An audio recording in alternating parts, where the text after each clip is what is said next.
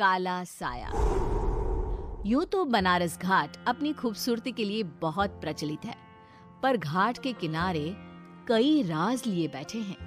ये कहानी शुरू होती है बनारस के घाट के पास बने ममता निवास से, जहां प्रिया लाल जोड़े में ममता के घर उसकी बहू बनकर आती है।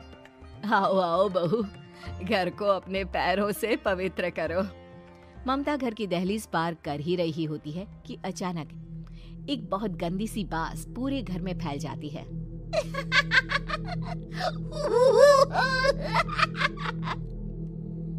ये बदबू और ये आवाजें, ये कौन हंस रहा है माँ? अब ये पड़ोसी ना हमारे थोड़े अलग से है। कहाँ हम शाकाहारी और ये मांस मच्छी खाने वाले। छोड़, तू ध्यान मत दे और गृह प्रवेश कर। और हाँ बहू, अपनी सास की एक बात हमेशा याद रखना, इन पड़ोसियों से तो कभी बात नहीं करेगी। अच्छे लोग नहीं है ये। अपनी सास की ये बात मानेगी ना बेटा? हाँ माँ, जो आपकी मर्जी, मैं उनसे बात नहीं करूंगी। अगले दिन प्रिया अपनी पहली रसोई बनाने रसोई घर में जाती है। ये छोकी बात तो नाक में जा रही है। एक काम करती हूँ, खिड़की खोल देती हूँ। प्रिया खिड़की खोलने जाती है।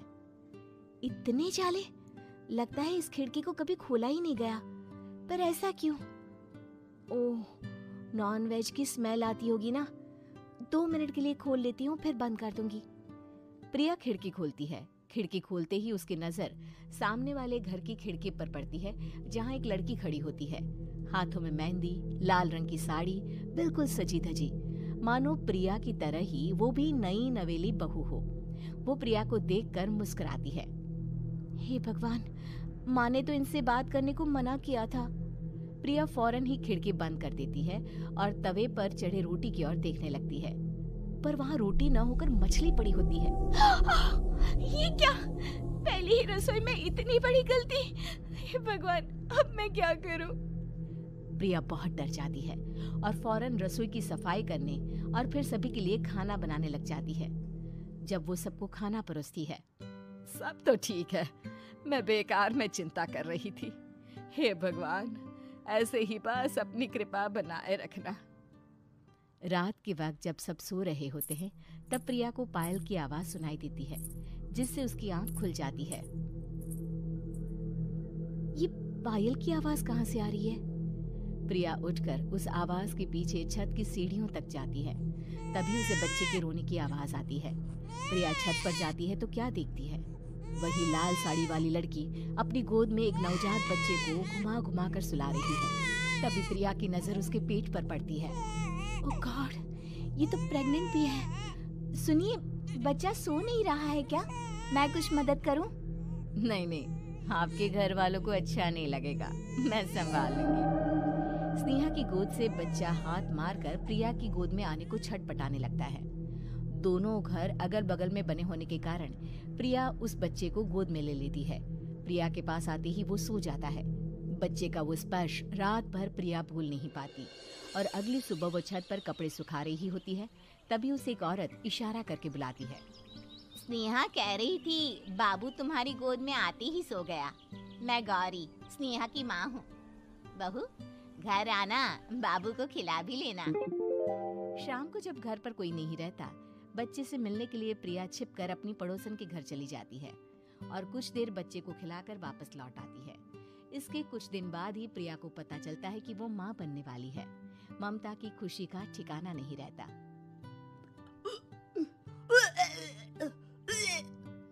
माँ जी, पता नहीं क्यों उल्टी आ रही है। प्रिया भागती हुई वॉशरूम में जाती है तो हरे और लाल रंग की उल्टी करती है। उस उल्टी में से कीड़े निकलते हैं। ये क्या? खून और ये कीड़े! माँ! माँ! प्रिया की आवाज सुनकर ममता दौड़ कर आती है, पर बेसिन में कुछ नहीं होता।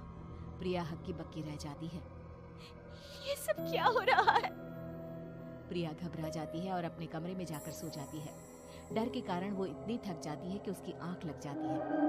तब उसे ऐसा लगता है उसके पेट पर मानो कोई बैठा हुआ हो। कौन हो? प्रिया के पेट पर एक 5 महीने की बच्ची बैठी हुई थी, जो बुरी तरह जली हुई थी।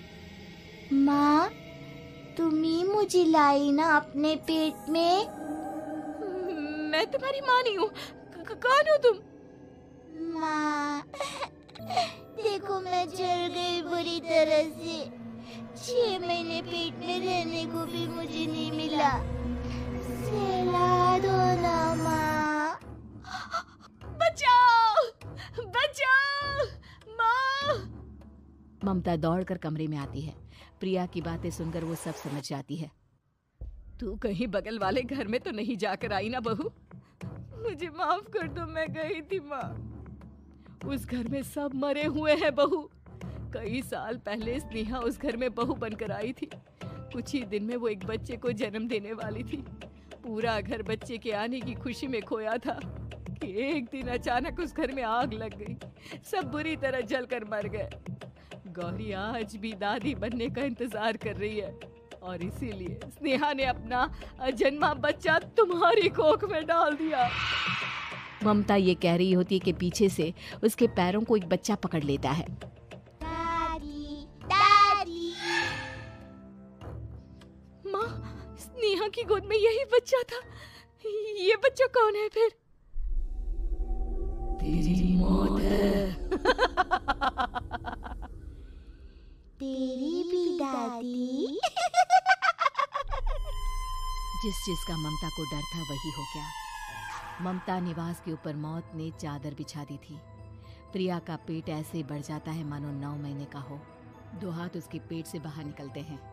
बहू, संतोष को फोन कर, किसी पंडित जी को बुला बहू। प्रिया का पति भागता हुआ घर आता है। ये तो होना ही था माँ। तेरा पाप तेरे सामने आ गया तो तू सह नहीं पा रही है। स्नेहा घर में आग लगी नहीं थी, माँ ने लगाई थी प्रॉपर्टी की लालच में। और वो बच्चा मेरी पहली पत्नी का बच्चा है, मेरा बेटा, जो कि उस आग की चपेट का शिकार हो गया था। मैंने तुमसे ये सब माँ के कहने पर छुपाया था। मुझे माफ कर दो प्रिया। तुम अगर चाहो तो यहाँ से जा सकती हो। मैं तुम्हें किसी भी बंधन में रखना नहीं चाहता। मेरी शादी हुई है आपसे, मैं आपको छोड़ नहीं सकती, पर उससे पहले हमें स्नेहा, उसकी माँ और बच्चे की आत्मा की शांति करवानी होगी। संतोष और ममता गौरी के घर जाते हैं। अंदर सब कुछ जला हुआ होता है। जमीन पर जली हुई लाशें बिखरी हुई थी। ममता रो रो कर अपनी करने की माफी गौरी से मांगती है।